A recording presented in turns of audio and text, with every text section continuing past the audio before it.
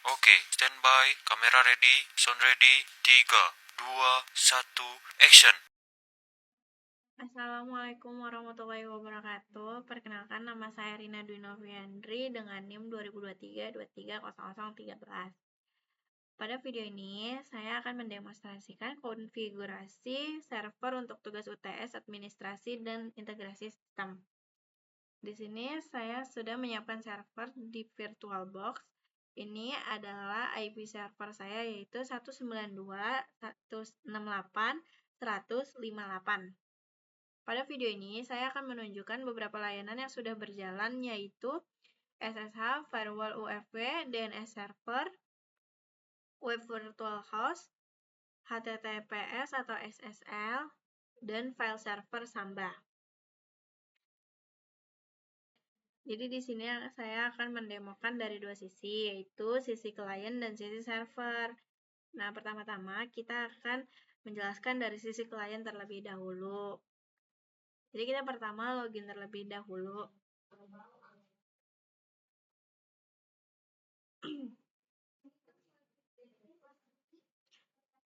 Pertama, saya akan mendemonstrasikan layanan web.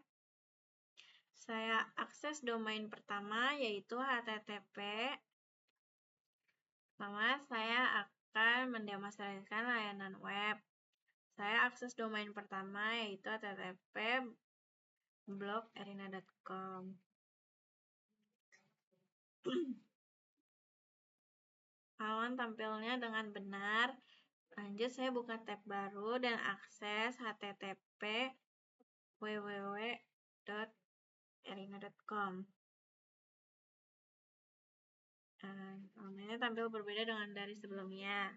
Ini membuktikan bahwa konfigurasi virtual host sudah berjalan dengan baik. Kemudian saya akan mengakses website menggunakan HTTPS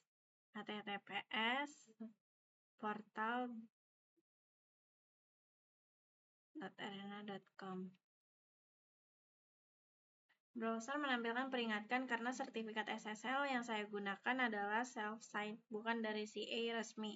Dan ini normal. Selanjutnya, saya akan mendemonstrasikan file sharing menggunakan Samba. Saya membuka File Explorer di Windows dan mengetik 192.168.100.58. Kita buka filenya dan ada new text document. Di sini terlihat folder public share yang sebelumnya sudah saya buat. Saya masuk ke folder tersebut dan membuka file teks baru untuk membuktikan bahwa izin tulis atau write permission berfungsi.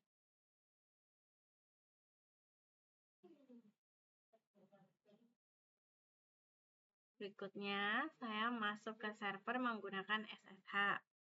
Di terminal Windows atau putih, saya mengetik SSH Erina at 192.168.100.58 min P 222.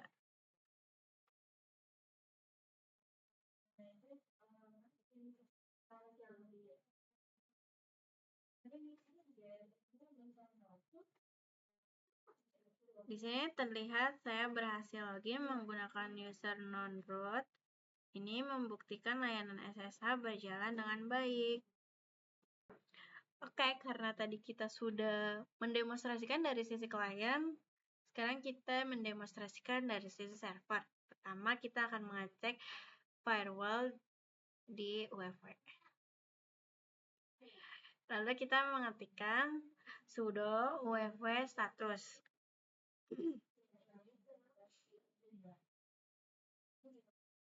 Dan akan melihat output seperti di bawah ini.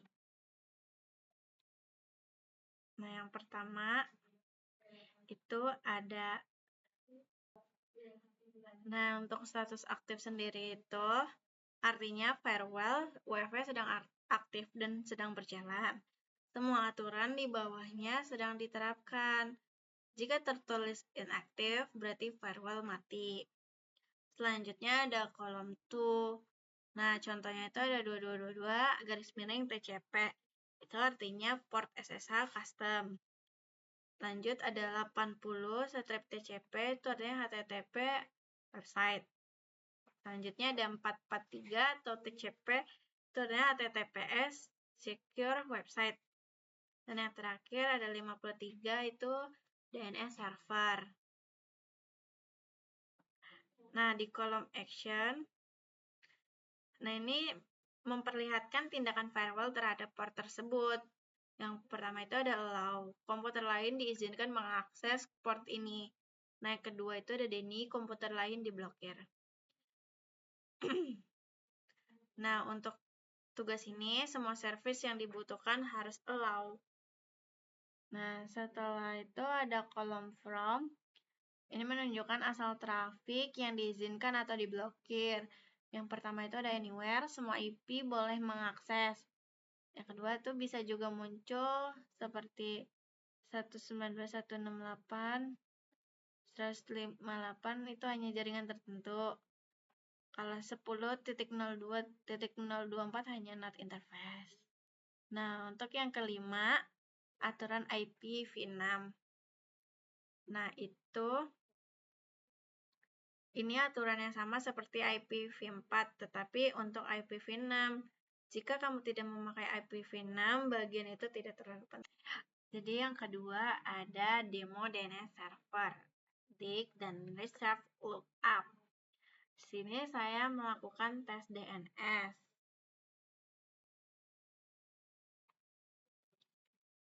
Mengetik dig www.erina.com. Pada bagian answer section, IP yang muncul adalah IP server saya sendiri. Untuk reserve DNS, saya akan menjalankan dig means x 192.168.100.58 dan hasilnya mengarah kembali ke domain saya. Dan yang terakhir, saya akan menunjukkan directory web root. Saya juga dapat menunjukkan folder virtual host di trip garis miring var garis miring www garis miring untuk menunjukkan struktur website yang saya buat.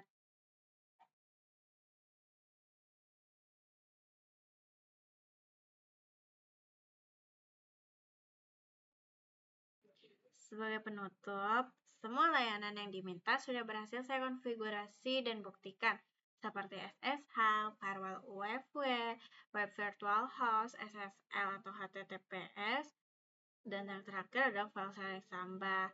Oke, yang terakhir saya akan membaca kesimpulannya. Nah, jadi selama saya mempelajari mata kuliah administrasi aplikasi server, saya mempelajari bagaimana sebuah server Linux dapat menyediakan berbagai layanan penting yang biasa digunakan dalam lingkungan jaringan. Materi ini mencakup konfigurasi SSH, pembuatan virtual host pada APC, pengaturan Samba untuk file sharing, serta instalasi dan akses database menggunakan MySQL. Semua layanan tersebut kemudian diuji dari sisi klien, yaitu Windows, untuk memastikan bahwa server benar-benar dapat diakses dan berfungsi sesuai kebutuhan. Bagian pertama dimulai dari layanan SSH, yaitu bagaimana cara mengatur server agar bisa diakses dari jarak jauh menggunakan terminal Windows. Dalam proses ini, saya mengedit file konfigurasi SSH, mengganti port, mengaktifkan autentikasi password, dan memastikan layanan berjalan dengan benar. Dari sini dipahami bahwa SSH adalah fondasi utama dalam administrasi server karena memungkinkan pengelolaan sistem tanpa harus berada langsung di mesinnya. Setelah SSH berjalan, saya mempelajari bagaimana membuat beberapa website dalam satu server menggunakan virtual host Apache dengan membuat folder terpisah untuk setiap website dan menambahkan konfigurasi domain seperti www.erina.com dan blog.erina.com. Saya belajar mengontrol bagaimana server merespons setiap permintaan berdasarkan nama domain. penambahan domain ke file host di Windows, menunjukkan bagaimana sistem klien dapat diarahkan ke server lokal tanpa DNS publik.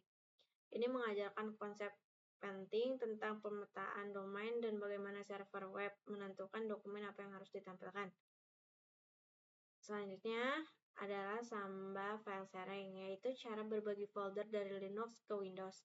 Di sini saya membuat direktori khusus, memberikan izin akses, menambahkan konfigurasi Samba, dan menguji hasilnya melalui File Explorer di Windows. Hal ini menunjukkan bagaimana kolaborasi dan pertukaran file antar sistem operasi dapat dilakukan dalam jaringan lokal menggunakan protokol SMB. Kemudian saya mempelajari MySQL. Sebagai layanan database yang bisa diakses dari Linux maupun Windows, prosesnya mencakup instalasi, pengaturan keamanan awal, membuat user database, mengaktifkan akses remote dengan mengubah bind address, serta membuka port yang diperlukan melalui firewall. Dengan mengakses database menggunakan hostname db.erina.com, saya belajar bagaimana database server dapat diintegrasikan ke aplikasi atau perangkat lain, sekaligus memahami pentingnya konfigurasi user, hak akses, dan keamanan jaringan. Secara keseluruhan, materi ini mengajarkan saya konsep inti administrasi server, bagaimana mengatur layanan, mengaktifkan akses jaringan, memastikan keamanan, dan melakukan troubleshooting ketika terjadi error. Saya belajar melihat server bukan hanya sebagai komputer biasa, tetapi sebagai penyedia layanan jaringan yang harus dikonfigurasi dan dihubungkan dengan klien secara benar. Jika saya sudah mampu menjalankan SSH, Virtual Host Apache, Samba File Sharing, dan MySQL Remote Access, berarti saya telah menguasai dasar-dasar administrasi aplikasi server yang sangat penting dalam dunia IT dan sistem jaringan. Baik, cukup sekian dari saya. Kurang lebihnya mohon maaf. Wassalamualaikum warahmatullahi wabarakatuh.